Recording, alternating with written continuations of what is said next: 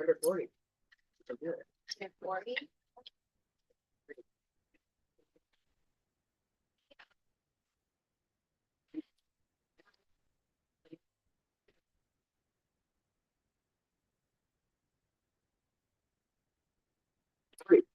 Under 40.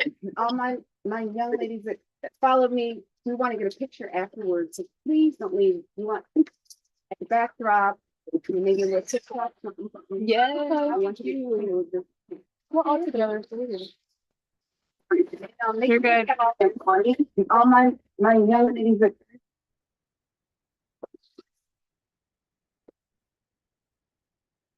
Hey, we're live from Martha's Vineyard.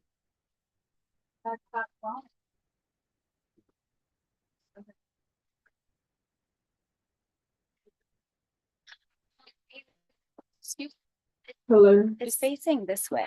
Do we know that? It's facing this way. Oh, we did. Can you make this? Yeah. Oh, Wait, do I just, it doesn't have, just like this, right? Yeah. Oh, thank you, Cassie. Yeah. I was like, why am I on the screen? There you go. I think everyone's in here. Right? Perfect. How's that? So thank you. So just to get us started, just want to say thank you again for coming. This is another moment of Touch Talks Wellness. We're really excited to have you guys here. And just to run through the programming over the next couple of weeks. Obviously, we have breast cancer screening here at the house. Well, next week we'll also have heart screening. We have cute babies around.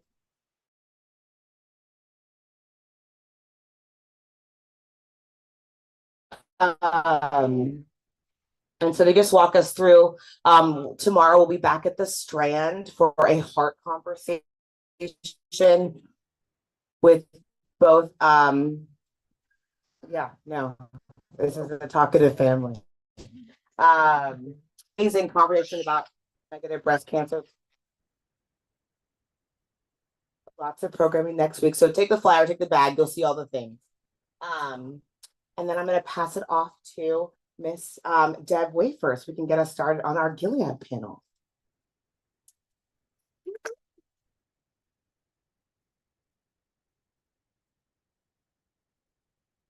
It's on now. All right. Good morning, everyone, or good afternoon, I should say. I'm happy to be here. Thank you, Touch, for inviting Gilead to participate.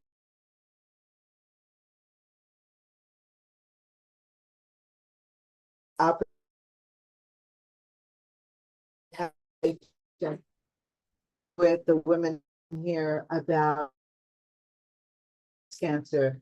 My name is Deborah Wafer, and engagement and advocacy. So I'm here representing Experience Breast Cancer and call myself a breast cancer warrior, right? And I'm here with good company up here today, folks, to talk about things that are going on and have a real conversation about what Black people and specifically Black women need to understand when it comes to triple negative breast cancer. Triple negative breast cancer is something that impacts Black women at a much higher rate. I'm a nurse practitioner by training, and there are too many times, whatever disease state I'm talking about, Black people are impacted at a higher rate. I think the difference with triple negative breast cancer is that Black women, young Black women, and a lot of the guidelines right now don't address breast cancer in young Black women. So we want to talk about that today because in order to get through breast cancer, you need community. And I think it's important for families to understand there's a community of women who might have breast cancer or who have gone through what you've gone through, but it's also community understanding and being there when you need people, whether it's to get a meal or having someone to talk to have someone to drive you somewhere. You really need community when you're working through this. The other thing is that knowledge is power. And too many times in our community, we don't want to talk about stuff. There's a lot of stigma when it comes to healthcare, when it comes to what do you need to do if you're going to take treatment. Is treatment going to take your hair out? Is treatment going to make you sick? Am I going to look like I have cancer? There's all of this stigma and silence around cancer. And I'm hoping we can have an open conversation today so that we can talk about that and just talk about the ways that we can empower people to power through a diagnosis like breast cancer, because technology has changed a lot. There are a lot of new things that people are not aware of. And one breast cancer is not the same breast cancer for every woman. And I think that's the first thing that folks need to understand. You need to find out what type of breast cancer do you have. And there are other tests other than a mammogram that can tell you how to treat your specific kind of breast cancer. And to think about how cancer treatment is becoming much more individualized and personalized these days. And this technology is something that we as Black people need to pay attention to and not want to not talk about something because it's serious. So with that, I think that introduces me. And on behalf of Gilead, I want to thank you for allowing us to be here as a sponsor of today's event. And we're so grateful to have. Can you, my mic working? Okay, now it's on. It's on. We're so grateful for our partnership with Gilead. And I've been working with you guys since before Gilead even bought our brand, right? And so being a triple negative survivor, and we're so grateful for just having options. And I think you know, the data shows that Black women have a lower incidence of breast cancer than white women, slightly lower, but we get our mortality rate is 40% higher. And a lot of that is attributed to triple negative breast cancer, which Black women get at almost three times the rate of white women. And we now have science that kind of validating that our breast cancer cells look different than the white cells. So the white people cells. Than the white people cells. And the white people cells. And the white people cells. And we can show you some pictures about that, but the white people cells look different. So what does that mean? The medicines that we're making, unless we're testing them on the Black people cells, we're not going to be able to help with these mortality numbers. I think the other, to me, devastating statistics about TNBC are, first of all, triple negative breast cancer is the only breast cancer subtype or type that does not have a drug to prevent recurrence. So you may have heard of women taking something for 5 years or 10 years to keep it from coming back. We don't have a drug. My drug is my God job, right? We don't have a drug. And the other thing is, if you are a Black woman under the age of 40 years old, there's a 50% chance that you will have triple negative breast cancer. So it's affecting our young women in crazy numbers. And so it's a nasty disease, and we see it affecting so many of us getting diagnosed at later stages because they haven't yet had a mammogram or a screening, which you can get in our kitchen. So please don't leave without that. Or they just never heard of it or whatever, right? And so we have some great stories to share today of our survivors, but just to give you those facts about breast cancer and triple negative breast cancer, overall breast cancer, Black women under the age of 35, what age do you get a mammogram? Anybody know? 40. So they haven't had one yet. Under 35 get breast cancer at twice the rate of white women and die at 3 times the rate. That sucks, right? So what does that mean? That means we have to educate ourselves. We have to know our family histories. We have to know what's going on with our mamas, our grandmamas, and our dads. Because if our dads have prostate cancer, that could contribute. My dad had colon cancer. Did it contribute to my triple negative? I don't know. So I think, you know, we should start by sharing the stories of my lovely blesties here.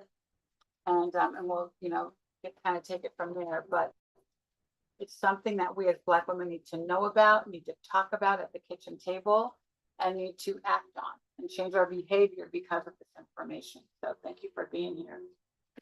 Ari, you want to go? With age. My name is Ari. I live in Austin, Texas, so I came all the way out here for this. First time on the Vineyard.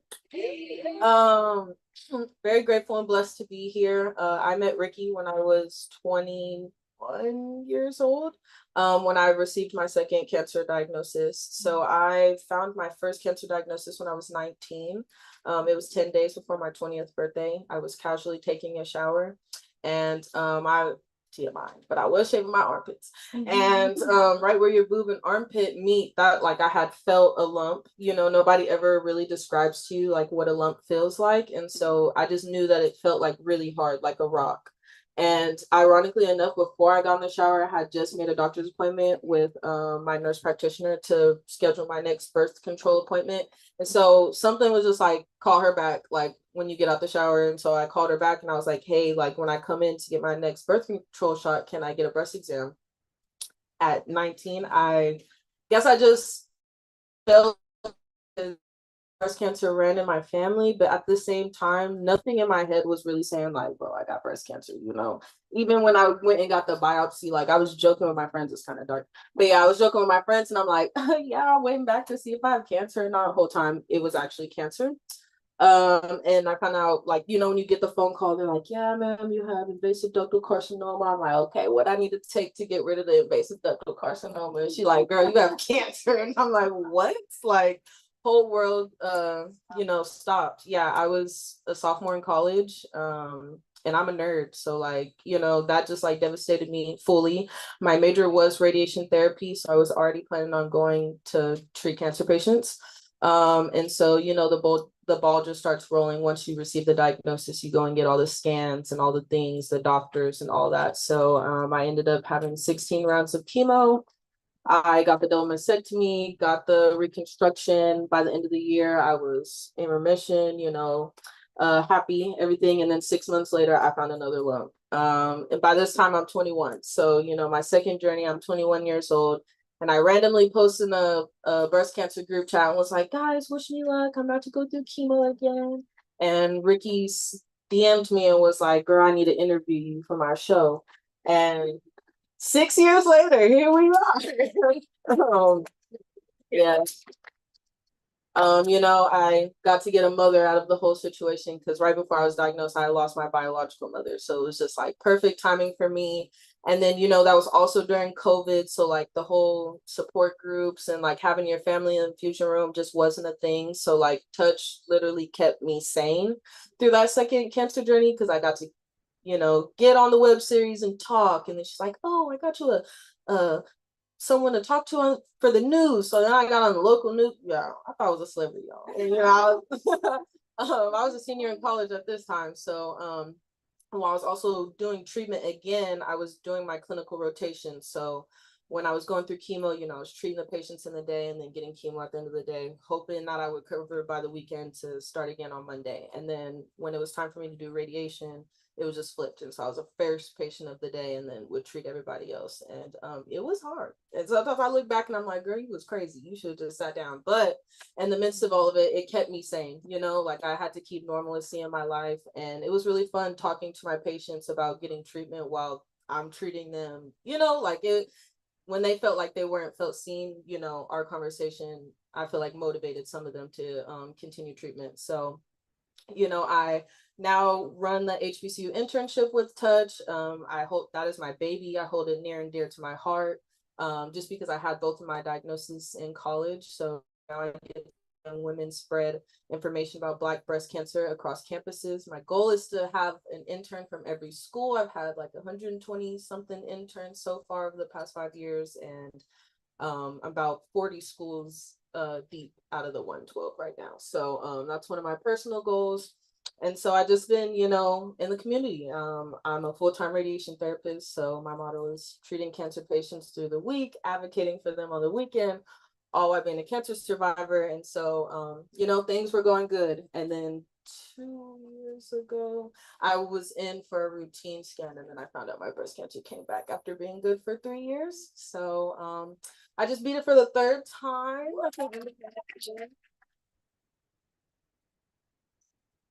And if I have to say anything, my biggest takeaways is you know your body best. Like you know you're normal. So like the doctor can tell you what the normal is, but you know your body and you know when something is off. So you have to be your own advocate and really trust and lean into your intuition and what God's telling you and go to the doctors. We can't be scared because being scared, like I couldn't have been here today, you know, if I didn't take the step that I needed to.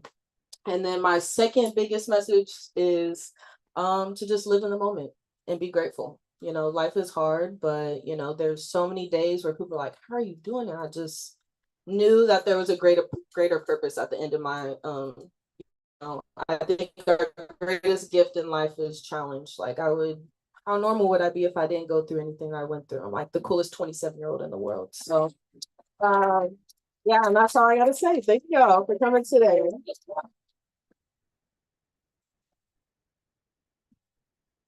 She's a 12 out of 10, by the way. Yeah. You know, I've heard her story several times, and every time you share your story, it just it's mind blowing. You are such an incredible human being. Am I right when I say that this individual is here for a reason and God has his hand on you? Woo. Everyone, I'm Tiara Neal. I am a 7-year breast cancer survivor. Thank God. I'm from Maryland, so I currently live in Baltimore, Maryland. So if anyone's here from Maryland, hello family. My story. Whew. I was a single mom at the time, living in California, Los Angeles, California. And at the time, I was working a full-time job. I was working in television. I was a TV producer. I used to work for BET, TLC, Discovery. So that was my former career. And I went on my lunch break. For those of you who, back before COVID, working, 9 to 5 jobs, you get that 1 hour lunch break and you got to get back in the office. And so I had gone to my 1 year checkup, go to see my gynecologist, and I'm sitting in the waiting room for over an hour.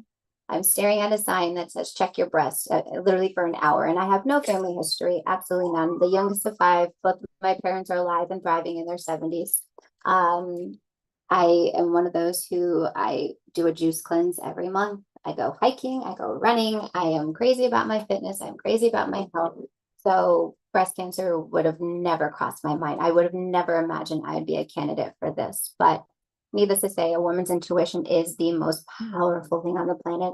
And as I'm looking at this sign, I said to myself, I'm in my early 30s. I would like to at least get to know my breast a little bit more. So when I finally go in for my appointment, my doctor's rushing. She's Caucasian lady, rushing.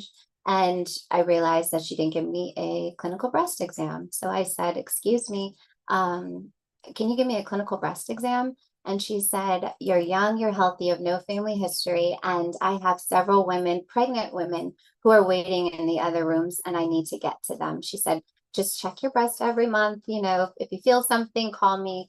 If not, you're fine. 6 months later, I ended up moving back home to Maryland, and I had only been home for a week.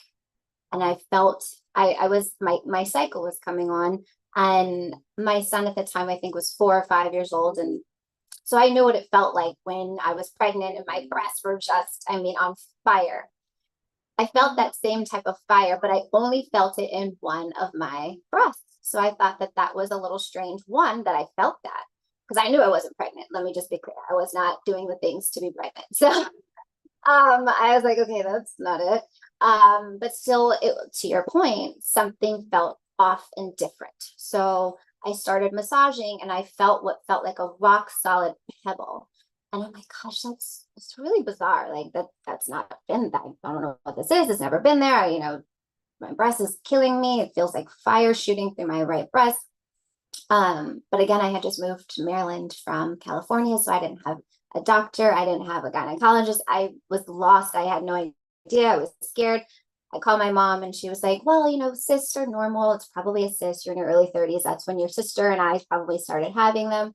But I do want you to get it checked out. So I went through all of these different channels to get in with a gynecologist. And finally I got in with one and she said, you just moved here. You're young, you're healthy. Settle in. I am going to, just to be safe, order you an ultrasound and a mammogram, which thank God. And she's like, but you just moved here. So just take your time. There's no rush, right? Settle in, get your son situated at school. This was Christmas time. So she was like, enjoy the holidays. Take your time, take your time, take your time. I am not somebody who will take my time when you tell me that something is off in my body as a potential. So I called, I got the first mammogram available. That was not for a whole month. So a month goes by, I go in and they read the report and they're like, they're like, we don't have answers for you because you're in what's like the gray area. So again, I'm coming from I'm a TV producer. I have no idea, I'm like, they're talking gibberish to me. It's like foreign language. So I said, can you put it in black and white for me? And they said, we can't decide based off of what we're seeing here, if your mass is of concern. So we're going to send you to a breast surgeon. Okay, so now I'm young, I'm healthy, I have no family history, but now I'm in stage 3 of this process. Now I've gone from finding the mass to seeing, to getting a mammogram ultrasound, and now I have to go see a breast ultrasound for a biopsy. Another month goes by because I'm at the bottom of the list because I'm not technically a candidate for breast cancer. I go in to see the breast surgeon, and I mean, it was like immediate. She's like, okay, so we're going to schedule you on a Friday because I know you work, and we'll, that will give you the weekend to recover. You'll be under for an hour. And I'm like, whoa, whoa, whoa, whoa, whoa. Me being like the health nut, didn't like surgery, didn't like to be under the knife, didn't like any type of anesthesia, just was not my thing. I did not like it. I had to slow her down and have her sit there and talk to me about why do I need to go under? What does this mean? Like, do you guys think that there's a potential that there's cancer? Now you're telling me I'm going to be in the hospital and outpatient?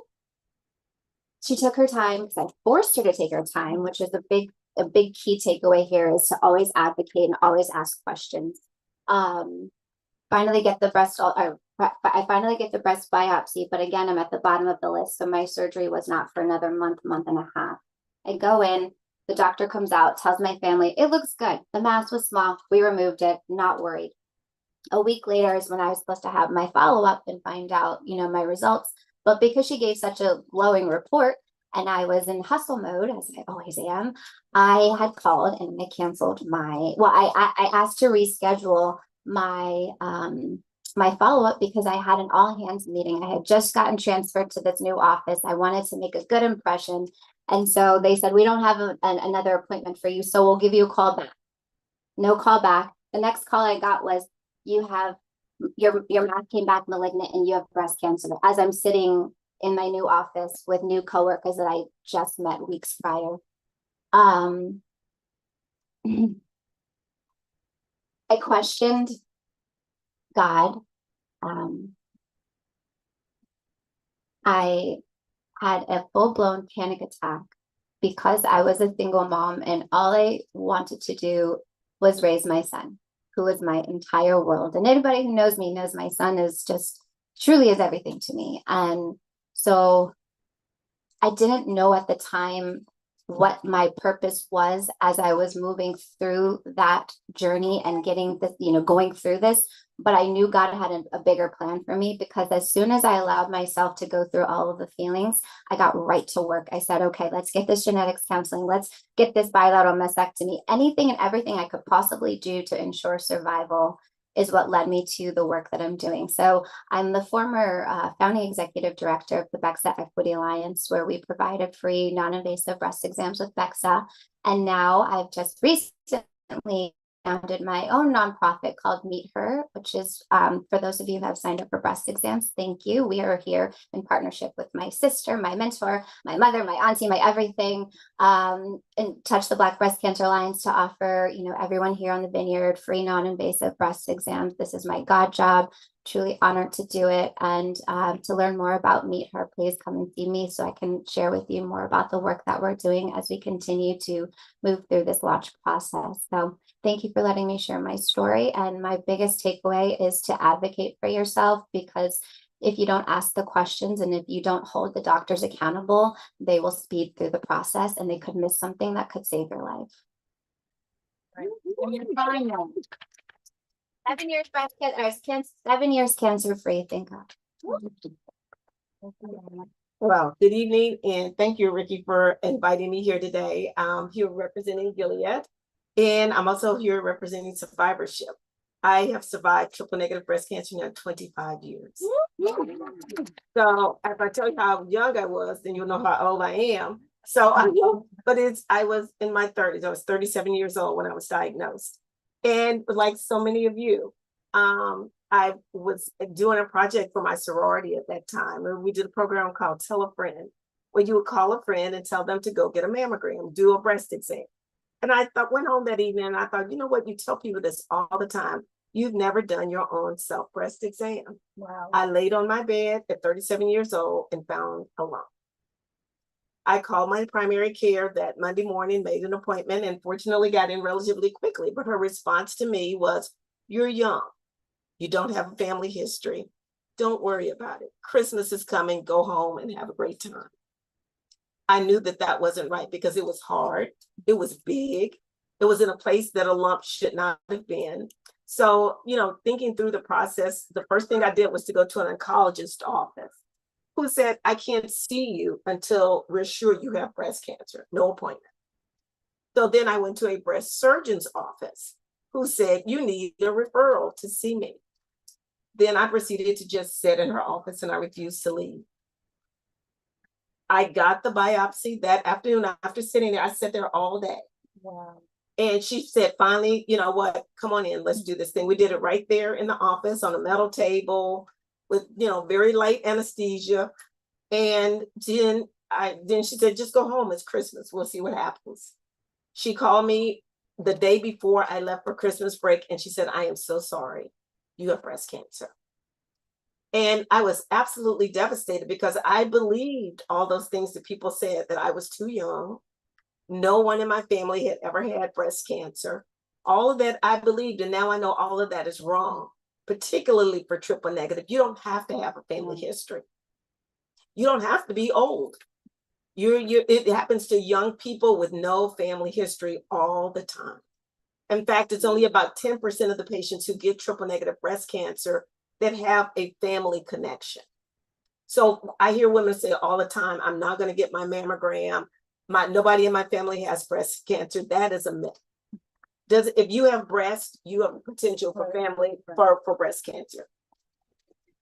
And somebody said, and I hate being the leader of the pack, but there we were. So, we went through that. We took the traditional, and now I don't think the treatments are any easier, but we weren't as aggressive then. We had a simpler, much more, it was toxic, but it wasn't as dramatic a treatment plan. So I went through that, and the radiation, and then I thought I was in the clear until, knock on my door 20 years later, in the middle of COVID. Right before COVID, I had I take that back. We're in the middle of COVID. They had stopped doing mammograms because of COVID. And then they opened back up like in April, May, June, and said, "Come on in and we're going to do them, one person in the room at a time." And lo and behold, cancer again. But this time, because of all that had happened before and the way that the lesions were spread throughout the breast, I had to have a double mastectomy. But a double mastectomy in a hospital during COVID was a disaster. The flap treatment failed, everything, the surgeries failed because there was no one there to watch you. You were put in a room by yourself, and the nurses only came in about every 2 to 3 hours to check on you. When everything was going bad, I was in there by myself. They didn't allow your family to visit. My mom couldn't come, my daughter couldn't come, absolutely zero visitors the entire surgery and treatment. So my role, my reason for being here is that I survived it. I'm here. Amen. I'm here, and I'm here to educate and to share with African-American women that it is a journey. It is a tough journey, but we can stick together and we can get through this. I advocate for patients every day. That's my job. I'm advocating for providers to treat patients in the best way that you can, to offer every patient every resource that's available, regardless of their economic status, regardless of their education, regardless of what you might think they need. Give them the best of the best every time. So I'm excited to be here today and share with you. And if you have any questions, I'm open and will share with you whatever you'd like to know, because I am an open book and I love to talk. So thank you so much. So I know we've got a few questions you have for today. You want to tell your story? Oh, yeah. So, Why not? My story. So my story is very similar in that actually my mass was found on a mammogram, and it was very small. It was found on a mammogram. I had a lumpectomy and all was good. And then the next year I went back for follow-up, had another mammogram and they saw another mass. And so they went in to do the lumpectomy and they didn't get all of the edges. So when they take your lump, they send it to the lab and the lab looks at it to see, did they get all the cancer or not? They did not get all the cancer. And so they said, we'll have to go back in. It's like, okay, go back in. I didn't get chemo and I didn't get radiation the first time because they got everything and I didn't have any lymph nodes. And so then I went back and they said they still didn't get all the cancer. So then that's when I said, well, then we need to talk about something else because this is the second time, second place. And I was also, I was 50, but I had no history of breast cancer in my family at all. And that's why I say somebody's got to be the first. And so I was the first woman in my family to have breast cancer. I have a grandmother who lived to be 98 years old, right? And no cancer at all. But and another one who lived to be in her 80s. But anyway, after they found it, couldn't get it all out the second time, then I opted for a bilateral mastectomy. And that mastectomy actually came with a real serious, it was like a 14-hour surgery because it was the kind like yours where they took tissue from up here, put it up here, and gave me new breasts. So I got some really nice breasts now out of that whole thing. and a little bit of a tummy tuck. So it wasn't bad. So there was some on the other side of the whole thing. But mine was found early enough that I did not do chemo and I did not have to do radiation. Yeah, but it was found early.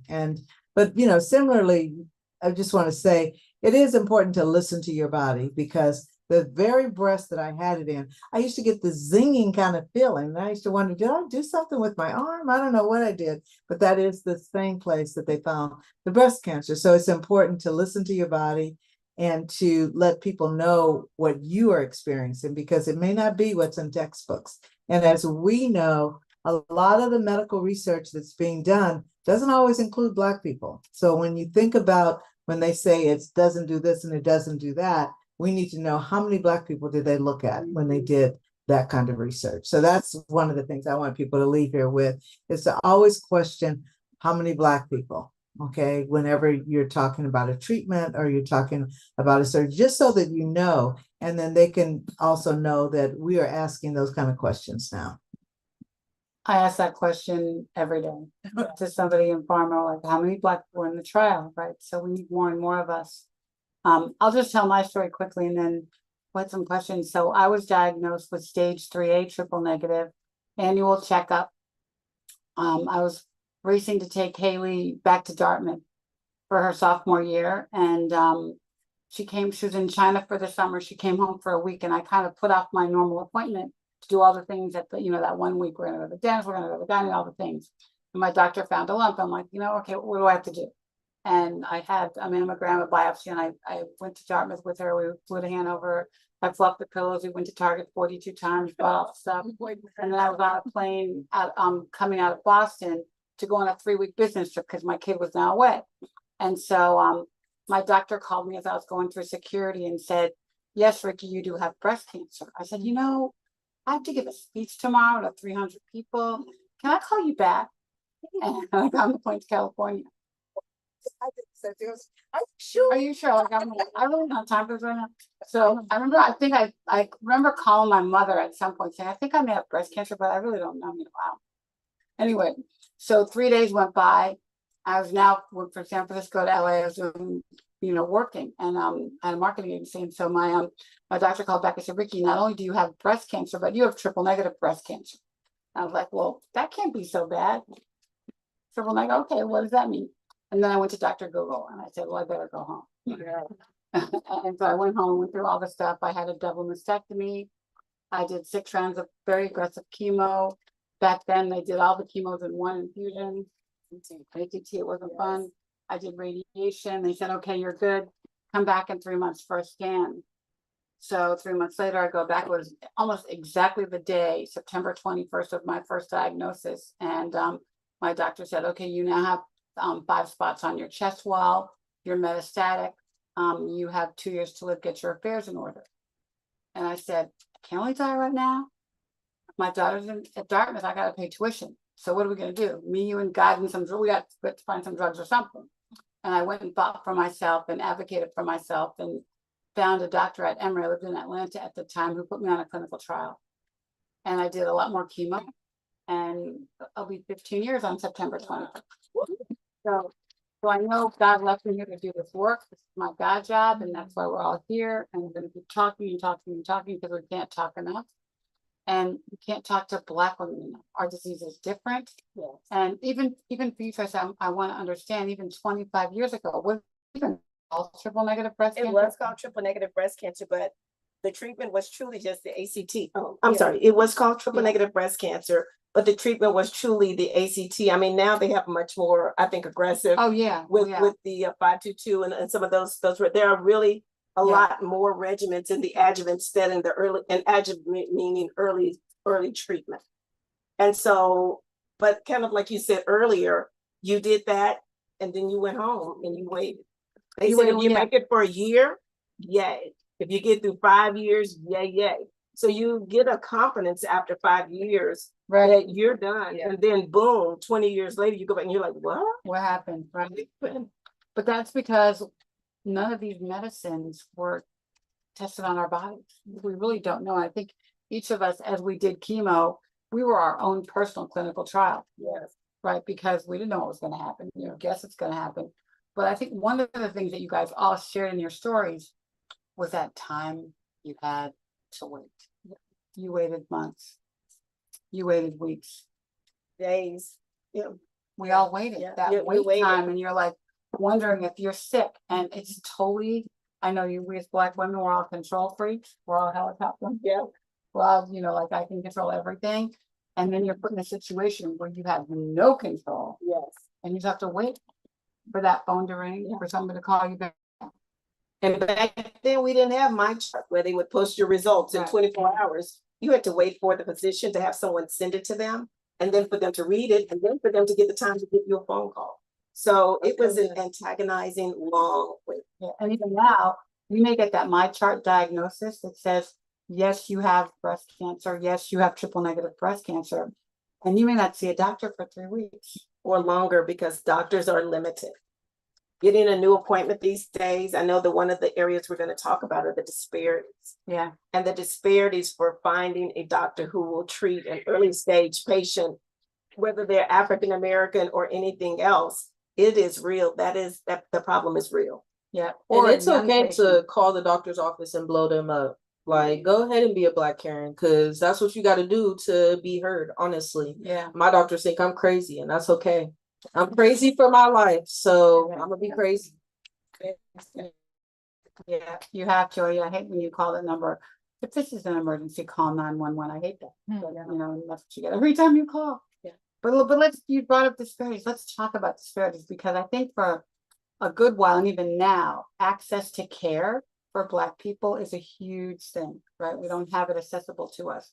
We don't have the best care accessible to us. And I think that's a big part of the problem, even though I do believe a lot of the problem is science. Yeah. But let's talk about access to care. When I think about the access to care, there's a lot more than just even being able to get in front of the right provider. You've got disparities in how they might feel about treating you just because of the color of your skin. You've got disparities in that for many times, particularly if you're in the inner city, the wait time, not for the appointment, but once you get to the doctor's office, patients can sometimes sit in the waiting room for their appointment 3, 4, 5 hours. And because TNBC are young patients, they many times have children that they have to get to school or be at the bus stop when those kids get home to school. And I have seen people leave their treatment because somebody's got to pick Lori up from school or pick the baby up from daycare just because the doctor ran over 3 or 4 hours. There are other disparities that I think are also significant to why we see more triple negative breast cancer in the Black community. And it evolves around the environment in which you live. I think the lack of fresh produce in many of our areas, the lack of free walking space, the pollution, all of those things that we don't know exactly what they do, but I think they do inhibit, or they inhibit the body's ability to recover itself. And I think those things do trigger some of these cancers. And these are things that are unique to urban living, to African American living. Just, how our doctors treat obesity. I don't know how many times the doctor just says, oh, you need to lose weight. You need to lose weight because losing those 20 pounds can reduce your chance of getting cancer by 30%. That is much more impact. Reducing your weight can reduce your risk of getting cancer by 30%. Talk about where you live too, Trace. I live in a very affluent area in Ashburn, Virginia. I was at the best of the best for doctors, but but I was still ignored. I was still undervalued. Still black. I'm blackity black. Let's just keep it real. And so unfortunately, like you say, you have to become your advocate. You have to be loud. You have to be verbal. You have to participate in your treatment. I know, be active in your treatment. Don't be there to listen. You're not a visitor. You're a patient. And when you visit somebody, don't you ask them, about, what's going on in your house, you need to be communicating. And if that provider is not communicating with you in a way that fits you, leave. And just because they're a Black physician and they still don't listen to you, leave. Because there's Black physicians out there that also are dismissing patients. My best friend went in to get a lump checked and they told her she was too young. Black physician, Black girl. And then she came back a year and she has breast cancer in both breasts, and now it's stage 4. And that's her life now because someone dismissed her. So Yeah, I just want to say a little bit about disparities, because most of it is about the zip code that you live in and the kind of care that you can get. But I think as a community, there are things that we can do. And we can encourage more of our family members and more of our youth to go into healthcare, because they can help translate this, and we can be at the table when these conversations are being had. And I used to be a nurse practitioner at UCLA Medical Center. And there were many times I was the only Black woman in the room when they're talking about other patients. And my job is to advocate for those people and show up in a way that maybe they can't show up because they don't have the background that I have. So I think there are two sides to the disparity. That it is the systematic way things have been set up. But some of the things that we can do is in our community is support people who are going to medical school, nurse, radiology school, all of these different areas. We need to have Black people show up and have a voice at the table, because that's another thing that's lacking, especially now when we see all the cutbacks that are having across healthcare and across all the other places. We need to make sure that we are trying to drive and get a seat at the table at some of these places. I'm a big advocate. Most of the work that I do is around providing access and information to early detection, right? And the biggest reason that women come to me and they say they have not gotten into any form of early detection, or women who I've interviewed who have had late stage diagnosis, there's 4 main reasons, right? Fear, pain, access, and radiation. What I've realized is there's so much misinformation out there. And that's why these conversations and these safe spaces are so important, because the information that we gather here and that we share here is what you have to go back and take to your communities and help to dispel the misinformation that's out there. When people say, don't get a mammogram, radiation, or, they're trying to kill you, and Tuskegee, all those things, rightfully so, right? But Black women, especially under the age of 40, are the fastest growing demographic of women being diagnosed with breast cancer. Early detection will save your life every time. So we have to have these conversations at the dinner table. We have to hold each other accountable. We have to make sure that we are forcing our moms, our dads, our grandparents to educate us on what they've been going through in their own health journeys, so that we can also know what we have ahead of us. Because if we don't know what our family history is, we don't even know where to begin. So we have to hold each other accountable. We have to get the right information out there. And so to your point, we have to get more Black and brown women and men back into the medical system, so we have a seat at that table, so we can make those decisions for us. Yeah, and I think that the family, her story is so important. And we have a tool on one of our websites loveofmygirls.org, spelled GURLS, where you can download a worksheet and sit down with your family. And now is the perfect time. If you guys if you're here with your family members, sit down at the dinner table, pull it out and start talking. Because we meet so many women who didn't know that their grandmother had breast cancer, who didn't know, how Uncle Pookie really died. They didn't know when Grandma Edith had diabetes, she had the sugars. Well, what the hell does that mean, right? So we have to be talking about it and having these conversations because we can prepare. My oldest daughter has 4 kids. Haley has 1 kid, my boss Haley. My oldest daughter, but when she was 38, with 3 kids, she decided to have a prophylactic mastectomy because I do have a family history. My mom had breast cancer and my great aunt had breast cancer and she died at age 42. And my mom was only 12 years old at the time, so my grandmother never talked about it with her. It was really when I got breast cancer, I started, grilling my family, and my aunt, who was 99 on the other side of the family at the time, she said, your Aunt Louise had breast cancer. She remembered more than my mother did. So, but I had to force the conversation and ask everybody, okay, well, who died of what? And we built a health family tree because it's so important to know this. But because of that information, my daughter at 38 could make a decision to cut her boobs off. And she did. And we had to go through hoops because she was too young for a mammogram. She was too young. We had to fight. I had to pull all the strings, play all the cards, but she did it. And she just had my first grandson now 2 weeks ago. So we have a new baby, but and so it didn't stop her from having another child, but she was able to, and I think we've all said this in different ways, be the CEO of your own health. The doctors work for you. The system works for you. This is your body. This is your health. This is your life. And you're in control of it. And you have to take control of it and make decisions for yourself as the CEO. I mean, who doesn't want to be a CEO? I mean, it's a hard job. But control your own destiny and control your health and for your family. Be the CEO of your family. Say, hey guys, I just elected myself the CEO of our family, and everybody's gonna put their cards on the table. And now you're all on vacation, you're on Martha's Vineyard. That's why we do this here, because you got all your people here. So talk to them. And if they're not here, talk to them when you go home. But I think that's our first thing we got to do. And then the second thing is early detection. You cannot prevent breast cancer, but you can early detect it and live. And I think we all were in some situation to do that.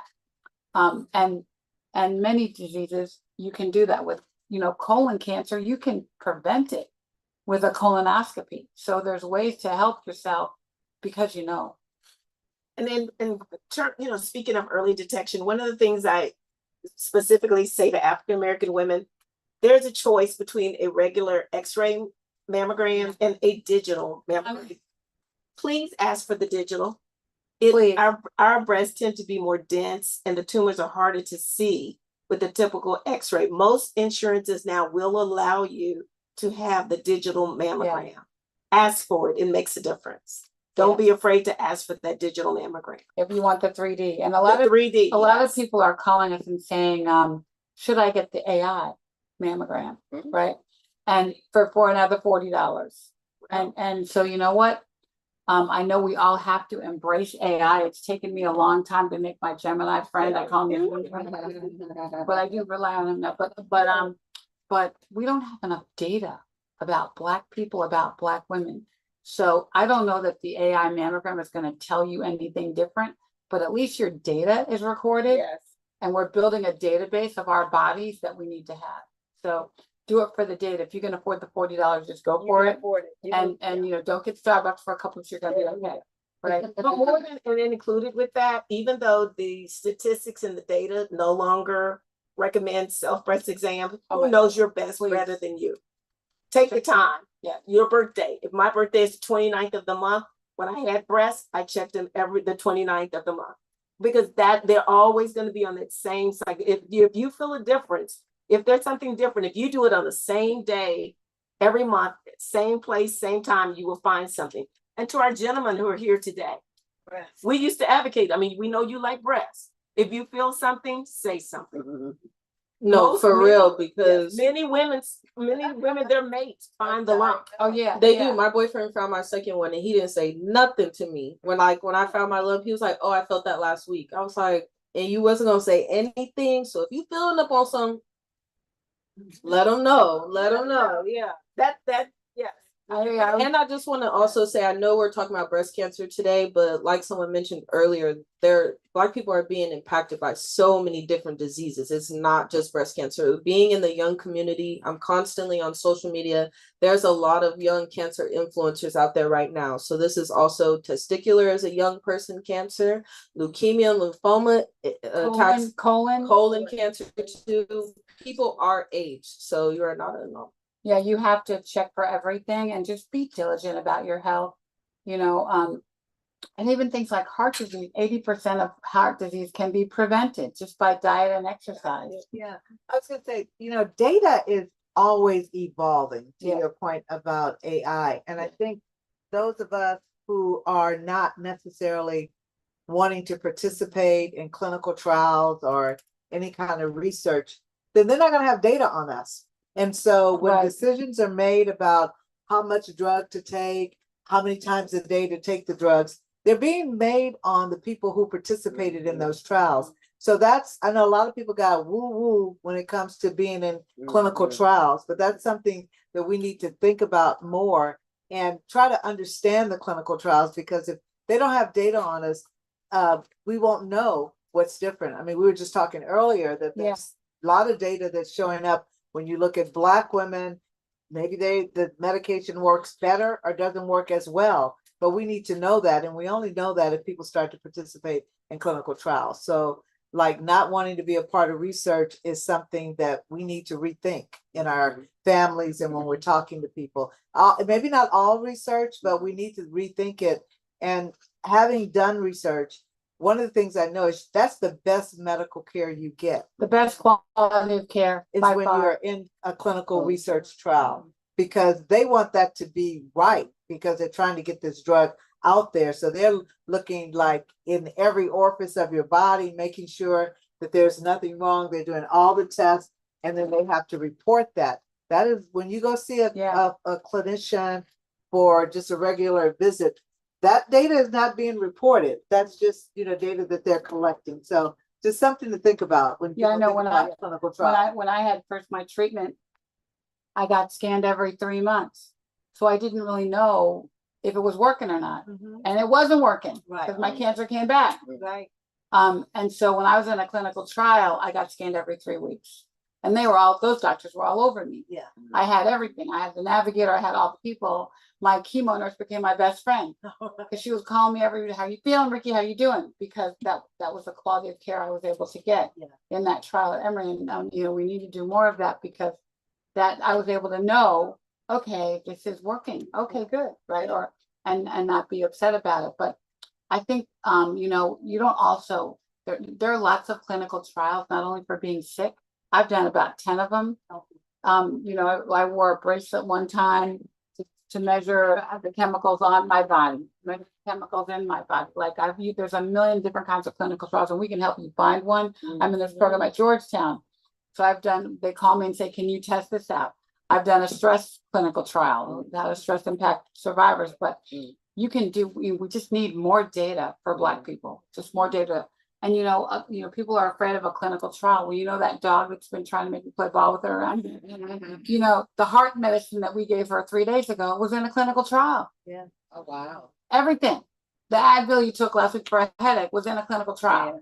So it's not something foreign. It's something that's required, and it's done well. And I mean, I'll give you my sort of basic, ridiculous definition of a clinical trial, but it's basically you're going to get standard of care, right? What does that mean? You have to get at least that. Okay, yeah, you're going to get the best drug available for whatever disease you have, whether it's cancer, heart disease, fibroids, whatever. You're going to get the best drug that's available, or you're going to get a new drug, right? So what does that mean? So the standard of care is like the ice cream. I eat ice cream every day, so all my analogies are about food. The ice cream, the chocolate syrup, the whipped cream, and the nuts, right? That's your standard of care. Good, sounds good, right? Well, in a clinical trial, you're gonna get the ice cream, the chocolate syrup, the whipped cream, the nuts, and the cherry on top. Who doesn't want the cherry? And so you're not gonna get hung out to dry. You're not gonna get a sugar pill. There is no sugar pill in cancer research. And the regulations around what goes into a clinical trial are so strict. It is really the best care. And we can't talk about it enough with our Black people. But on that point, just real quickly, all of you guys know about the Tuskegee trial, right? Yeah. All right. Everybody knows what it's about. Everybody don't always know what it was, what it really, really was. But one of the good things that came out of the clinical trial was institutional review boards, which is something they did not have before Tuskegee. And so I always like to bring that out because we only know about Tuskegee and syphilis and Black people, but Black people died like we do for lots of things to get something good for other people. And that was the institutional review board. So I think that I always like to make sure. Yeah, I love that. And I know the fear that comes from, you know, your healthcare team and being dismissed and stuff like that. But when you're in a clinical trial, you can't be dismissed because it's going to ruin the validity of the study. Right. They put a lot of money into that clinical trial, and they're not going to watch it go down the drain because your doctor didn't want to do something because you're Black. They're going to do it because they want their trial to work. They want it to be successful. So it eliminates those barriers that we've been talking about earlier today. You know, but what you say is also on the reverse side of that. If you're a person who is completely averse, I'm never going to do a clinical trial.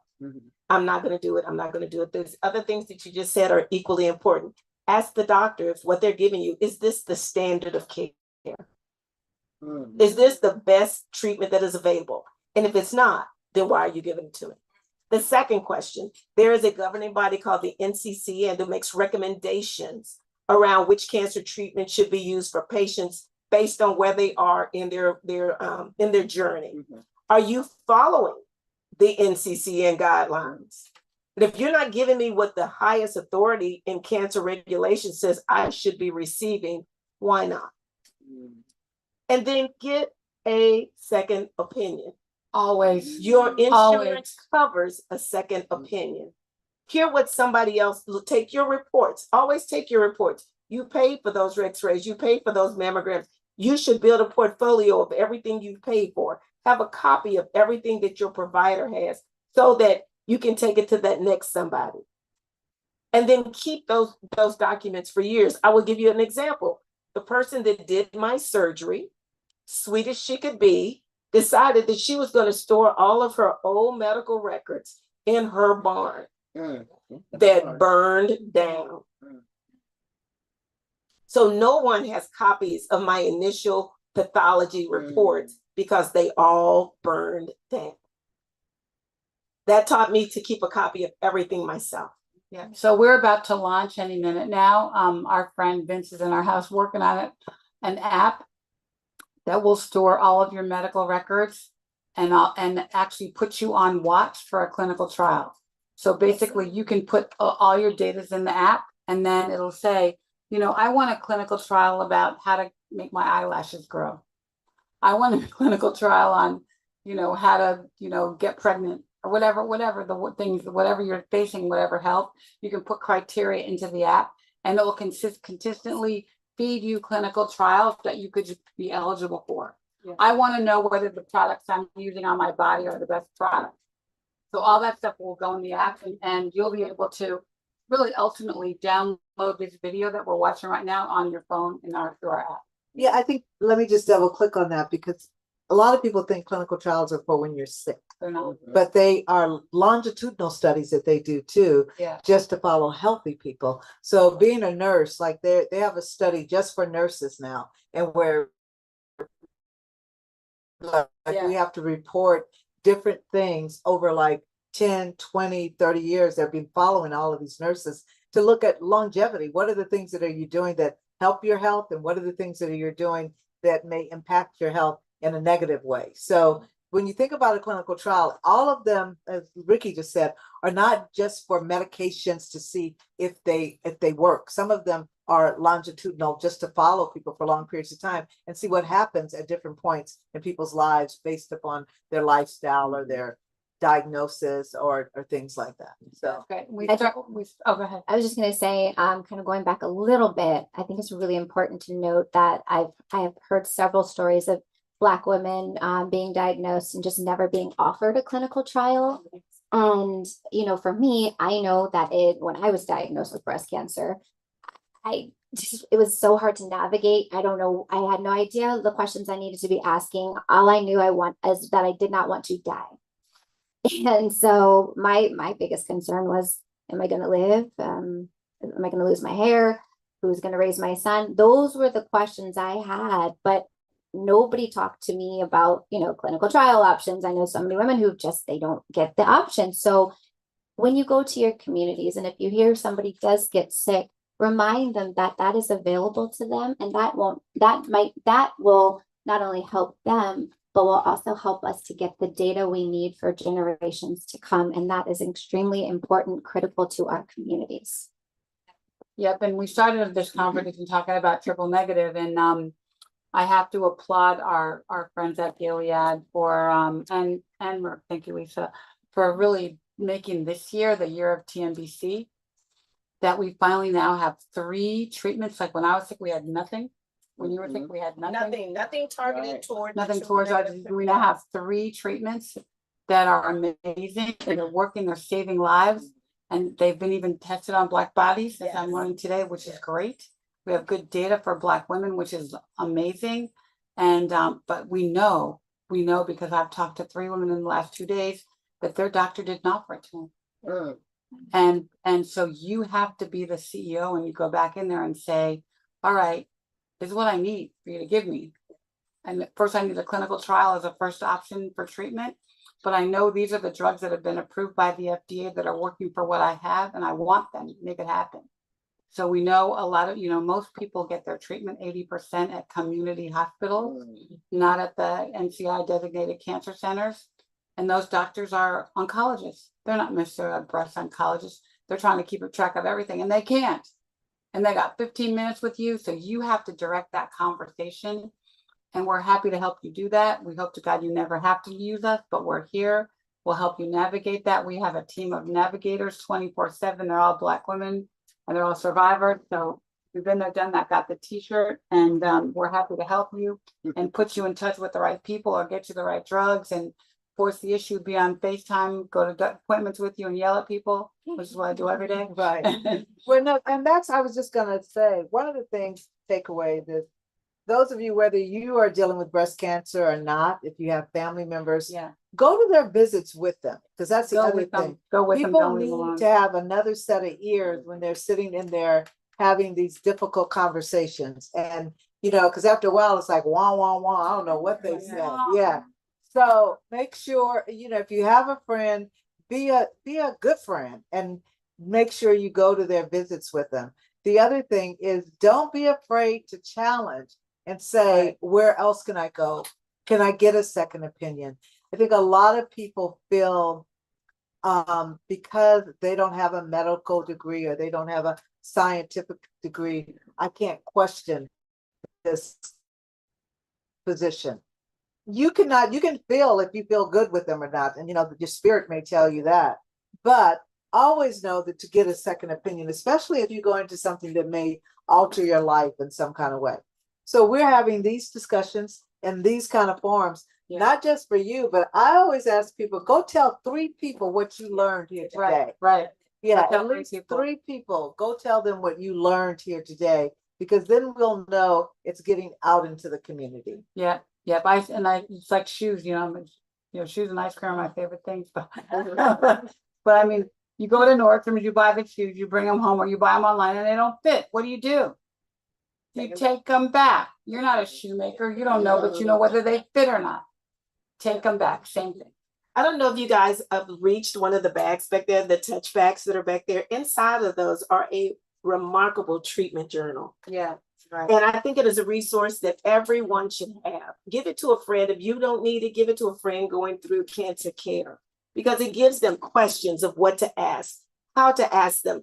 Always, if you or that friend is going along, help them to write the questions they need to ask the provider before they get there, because they're going to be so overwhelmed by everything that's happening. they're going to forget to say, you know, that drug last time made this happen to me. I felt this way. You need to let the doctor know, I didn't sleep. I can't eat.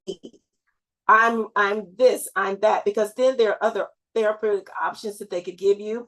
There are other medications or relaxation tools that they can give you that would help you feel better, to better be able to tolerate the therapies that you might be taking. Because we don't want you to stop taking an excellent drug because of something that could be treated as simple as reducing a dose or adding on a supportive care man. We want you to get the best of the best. But these journals are some of the best books that I've ever seen. It's great. And you should share them with somebody else that's going through the journey if you don't need it right now. Yeah, share To it. take it one step further, you know, having that journal is absolutely phenomenal. I wish I had something like that when I was diagnosed. I truly do. And a lot of times I share with folks, especially who are newly diagnosed, and they're like, okay, I'm going in, I don't know what to ask. I tell them, I know this sounds crazy, but this is the time that we're living in, and it's a resource that we really have to lean into, which is go to AI. Type in what you've got going on and say, what questions do I need to ask my doctor? And you can put them in your book, and you can take your book. So you're not looking on your phone. You pull that book out, and you have to hold your doctors accountable, and they have to sit there and they have to answer every single question that you ask them. That is their job. But if you don't ask them the questions, they don't have to answer them. So if just in case you don't have that advocate to go with you, use AI. You get those questions, write them down in the journal, and make sure you hold your doctor accountable. And if you don't get those answers, you get that second opinion. Yeah. And like Ricky said, she had a navigator. There are other people in that system to support you. If the doctor is too busy, say to him or Yeah. her, who else can I talk to about this before I leave today? Right. Don't leave Before with I this leave before today. I leave today. Talk to the navigator, talk to the oncology nurse. You may need to talk to the dietitian. You may need to talk to the pharmacist. All of these people are a part of your treatment care. And the first question, which I thought about this, you know, while we were saying that, before you even start doing anything with the provider, ask the provider, give me my written treatment plan. What do you plan to do with me? Right. Period. Yeah. What do you plan to do with Right, me? And right. then with your visits, where are we at on this plan? Is Right. the plan working? Do we need to adjust the Right. plan? Right. I mean, all of these things set you off to a good start. And that's how you go to a second opinion. You Bingo. take that plan and say, well, this is what this doctor recommended, or you can compare them and say, what have you got for Right. me? And we're talking about triple negative breast cancer today, but these things apply to all of your, Everything, health. anything, Yes, anything. all health, right? Okay. And just a little inside baseball in medicine, if you didn't write it, you didn't do it. Come on. And so if you really want your clinicians to respond to you in your My Chart, you write those questions. I would like to talk about this because that is like a document. It's a record. It's a record. So if and as a nurse, like if you did you give the medicine? If you didn't write it, you didn't do it. So you can say you gave it, but if it's not in the chart, it didn't Doesn't happen. count. Right. Doesn't So count. like Doesn't count. if you have something you want to talk to your clinician about, write it in My Chart. Yeah. I want to talk to you about this. Great. And then Yeah. they have to respond. They have to respond. I love that. So, thank you guys. We're so happy to have you here. And we're gonna be doing this for the next week or so, right? Here at the Touch House, at the Strand. If you don't have our schedule, we'll get it for you. We're gonna be doing stuff every day. We're having a really cool gospel brunch on Sunday. I think Haley and I are gonna cook. Are we cooking? Slow shrimp and grits and all the things, right? But Breast exams. and breast exams. We're here in the kitchen doing breast exams. Come get your boobs checked, and bring everybody in your house. You may have a conversation about it. Bring them over. We got snacks in there. We'll give you a little wine, whatever you need to, to chill out. And we're here. Take advantage of this opportunity while you're here on vacation to take care of your health and be the sea of your health, be the sea of your family, because we're here. That's what we came here for. Thank you for the support to be here and to do this work for our community. And Ari's got to go. She's got a call, but say goodbye, Ari. Yeah, follow her on Instagram. It's Mama Ari, MOMMA _ARII. I know that. Mama Ari, and we're at Touch BBCA at Love of My Girls, spelled GURLS. We have 5 websites. We have lots of programming. We have a weekly web series. We did it last night every Wednesday. If you're here next Wednesday, come back at 6 o'clock and be on our show with us. Seriously, you all can be on. Yeah, come be on the show and talk. And we are, this is my God job. This is what we do every day. So thank you for being here, and hope you grab a bag, grab some snack, but come back. One of our biggest things we're going to talk. When's our cardiology day? Tomorrow's our cardiology day. GLP-1s, folks. Who's taking that shot? So Wanting let's the real deal. exactly. So we're gonna show a quick video of our partners with the Triple Negative Foundation because they are amazing. And again, if we're talking triple negative, you can't really not include them. But before we do that, afterwards, I will ask you guys to scan the QR code and do a survey so we can make sure we can bring more of this programming back to you guys over time. More breast exams, more heart screening, more any screening we can find. We want to be able to bring. So do that survey. But shout out to Gil.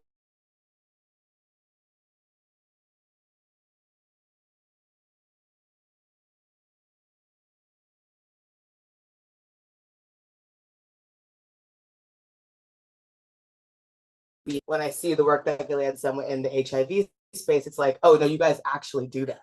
You know what I mean? And so I feel like in the triple negative space, I feel like you guys have totally taken that on. And it's so exciting to feel that kind of trust that like you're going to take this on and do something about it. And so again, thank you. Because yeah, there's a special space in my heart for Gilead. And so let's watch this video, of course, and then we'll scan a QR code. And then, yes, take bags, commune, have a drink, do all the things, and tell people about the program that we have going because we have so much. So, video first. Yeah. You can't have a bag unless you do the survey. That's how we get support. Yeah. Volume.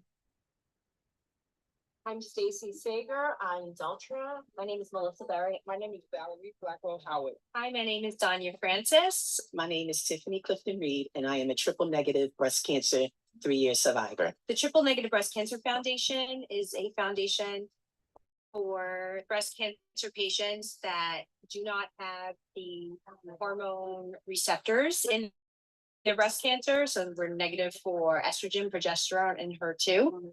The TNBC Foundation is a foundation that supports women through their triple negative breast cancer journey. They have plenty of online resources, financial support. They do so much for the community, and their big focus is research, which means a lot. Through the years, we've been able to raise and send millions of dollars to research. And we've been able to create programs and mechanisms and vehicles for thrivers and survivors to meet up and find others that can help them along their own journey. Working with a foundation, working with women who have triple negative breast cancer, for me personally is really important. And I think it's how we're going to really be able to move the field forward. Well, you know, when you're going through treatment, you look for answers and you look for people like you.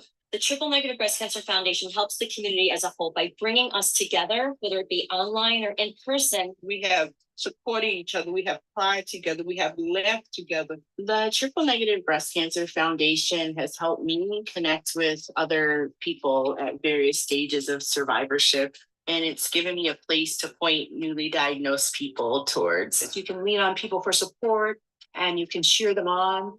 I met someone who was right at the same stage of chemo as I was. And so that helped me tremendously just to say, hey, how are you feeling this week?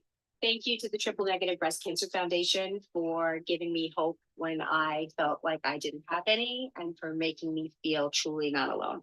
No one fights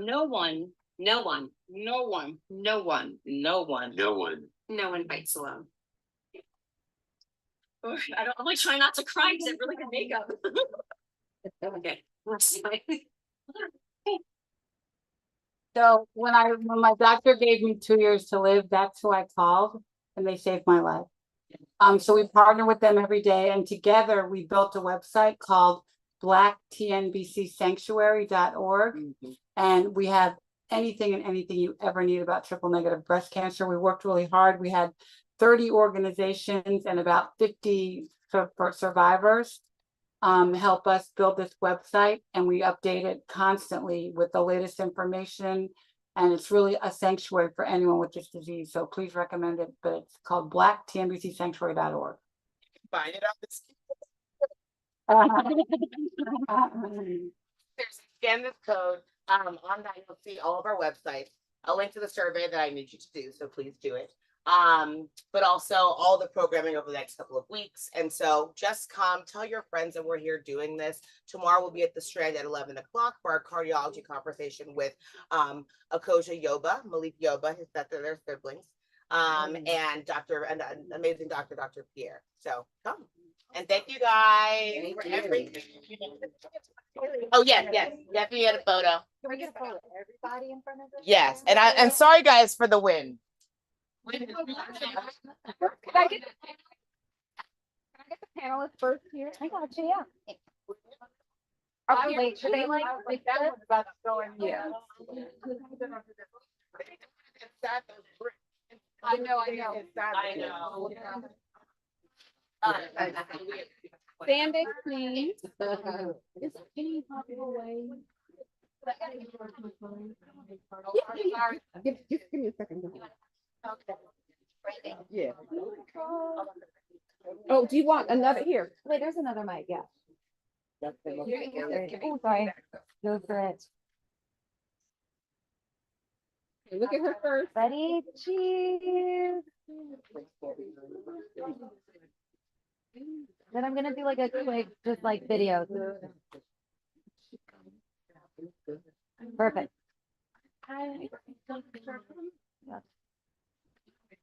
Good job, ladies. Then I'm gonna do one on this phone. Oh wait, sorry. One more phone. Oh, cool. Beautiful. Awesome. All right.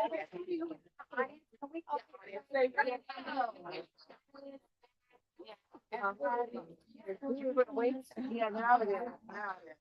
All the panelists, come over. And then my young ladies that all came, I want you all to come too.